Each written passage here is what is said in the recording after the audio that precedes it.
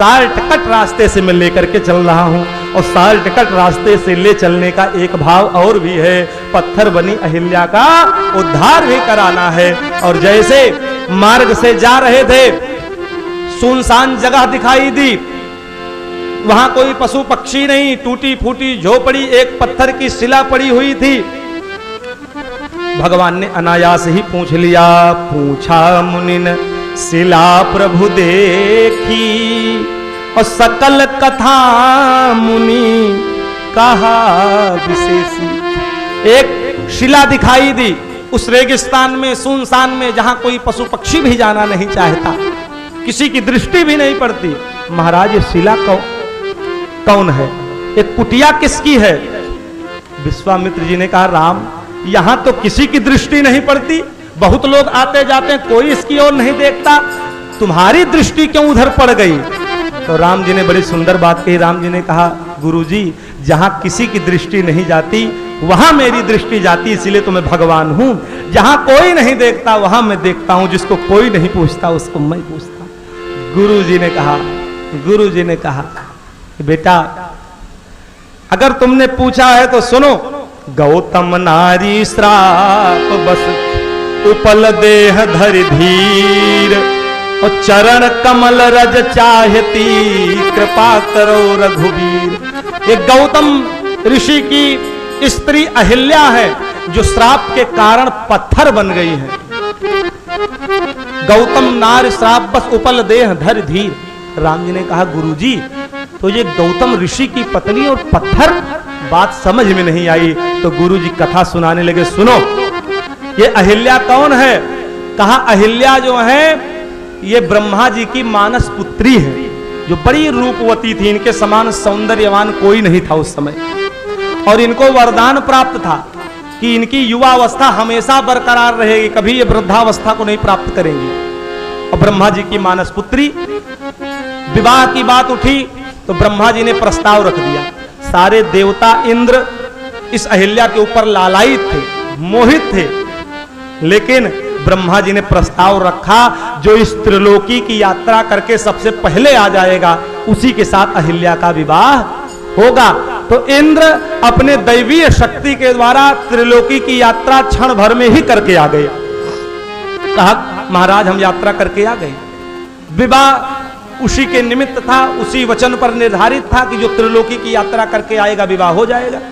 लेकिन उसी समय नारद जी आ गए और नारद जी ने आकर के कहा कि इंद्र से पहले इस त्रिलोकी की यात्रा गौतम ऋषि ने कर लिया है। कहा कैसे? कहा गौतम ऋषि जब सुबह उठते हैं तो गाय की परिक्रमा करते हैं, और आज जब सुबह उठे गाय की परिक्रमा कर रहे थे, उसी समय गाय ने बछड़े को जन्म दे दिया। और वेद कहते हैं अगर जन्म लेती हुई बछड़े को जन्म देती हुई गाय का कोई दर्शन करे और अगर फेरी कर ले तो समझो पूरे त्रिलोकी की यात्रा उसने कर ली। इसलिए महाराज गाय की यात्रा इन्होंने की, इन्होंने फेरी की, इसलिए त्रिलोकी की यात्रा सर्वप्रथम इन्होंने की। इसलिए अहिल्या का विवाह गौतम ऋषि के साथ होना चाहिए। अब प्रस्ताव पारित हो गया, बात ठीक है। इंद्र बड़े क्रोधित हुए, इंद्र को ईर्ष्या हो गई, क्रोध हो गया कि इनका विवाह तो मेरे साथ होना था और गौतम ऋषि के साथ हो रहा है। मन में भाव बैठ गया, लेकिन विवाह हो गया अहिल्या का गौतम ऋषि के साथ। दोनों बड़े प्रेम के साथ रहने लगे, दोनों श्रद्धा भक्ति के साथ जीवन यापन करने लगे नियम संयम के द्वारा। बहुत दिन बीता।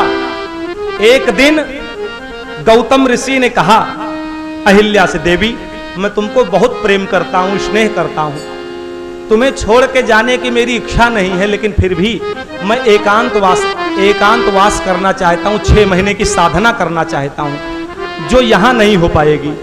इस कुटिया को छोड़ के हमको वन में जाना पड़ेगा और वहां जाकर के 6 महीने एकांत साधना करनी, इसलिए देवी मैं जा रहा हूं, 6 महीने बाद आऊंगा। आप पत्नी से कह करके चले। जैसे कुटिया से निकले तो इंद्र मौका ढूंढ रहा था, क्योंकि पहले से ही लालायित था अहिल्या के ऊपर। देखा 6 महीने के लिए गौतम ऋषि चले गए तपस्या करने के लिए, तो गौतम ऋषि का ही रूप बना करके इंद्र कुटिया में आ गया और कहा देवी, जैसे पत्नी ने देखा अहिल्या ने, कहा स्वामी आप तो गए थे तपस्या करने के लिए। तो कहा देवी तपस्या करने के लिए जा तो रहा था, लेकिन रास्ते में सोचा कि अब तुमको त्याग करके हम कैसे जावें, तुम्हारे बिना हम वहां रह नहीं पाएंगे, मन लगेगा नहीं, इसलिए वापस चले आए। तो भोले भाली उसको पता नहीं था। अब इंद्र ही उसके पति का रूप बना करके उसके साथ रहने लगे।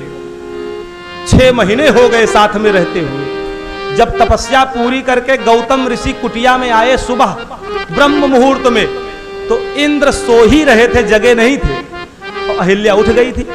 जैसे गर्जना किए कुटिया में पहुंचे, जैसे गर्जना के तो पत्नी अंदर से बाहर आई, अरे ये तो हमारे पति की आवाज है। जैसे आई तो देखी स्वामी यहाँ, तो समझ गई वो कोई छली व्यक्ति है और हमारे पति तो ये है, चरणों में गिर गई। इतने में इंद्र भी उठ करके आए। जैसे देखा गौतम ऋषि ने आंख बबूला हो गए, क्रोधित हो गए, अरे दुष्टा, तुम दूसरे के स्पर्श को नहीं जान पाई कि तुम्हारा पति है कि नहीं है। तुम्हारा मन भी पत्थर का है, तुम्हारा तन भी पत्थर का है, तुमने पातिव्रत धर्म को चूर चूर कर दिया है, इसलिए अब तुम इस स्वरूप में रहने लायक नहीं हो। मैं तुमको श्राप देता हूं, जाओ तुम पत्थर हो जाओ। जैसे इतना कहा तो अहिल्या ने कहा, सरकार एक बात बताओ, आप इतने बड़े तपस्वी हो, आप इतने बड़े साधक हो, आप 6 महीने के लिए तपस्या करने चले गए, आप तपस्या से ये नहीं जान पाए कि ये इंद्र है या ये आप स्वयं हो। आपकी तपस्या में इतनी शक्ति नहीं थी, मैं तो साधारण स्त्री हूं।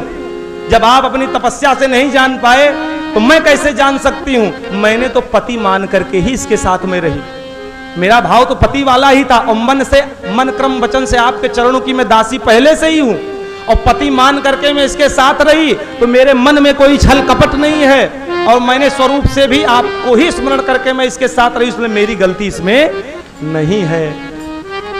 गौतम को बात समझ में आ गई कि बात तो सही कह रही है, लेकिन फिर कहा, देवी अब तो श्राप दे चुका हूं, अब मैं इसको वापस तो नहीं कर सकता, इसमें परिवर्तन थोड़ा सा जरूर कर सकता हूं कि जाओ पत्थर तो तुम बनोगी, लेकिन इंतजार करना, त्रेता युग में मर्यादा पुरुषोत्तम भगवान श्री रामचंद्र जी इसी रास्ते से जाएंगे और तुम्हारे चरणों का स्पर्श तुमको देंगे, उनके चरणों का स्पर्श तुमको प्राप्त होगा, और पुनः तुम निज स्वरूप को प्राप्त करके मेरे लोक चली आओगी, पति लोक चली आओगी। गुरु विश्वामित्र जी ने कहा, ये वही अहिल्या है, गौतम नारी श्राप बस उपल देह धरि धीर, और चरण कमल रज चाहती कृपा करो। भगवान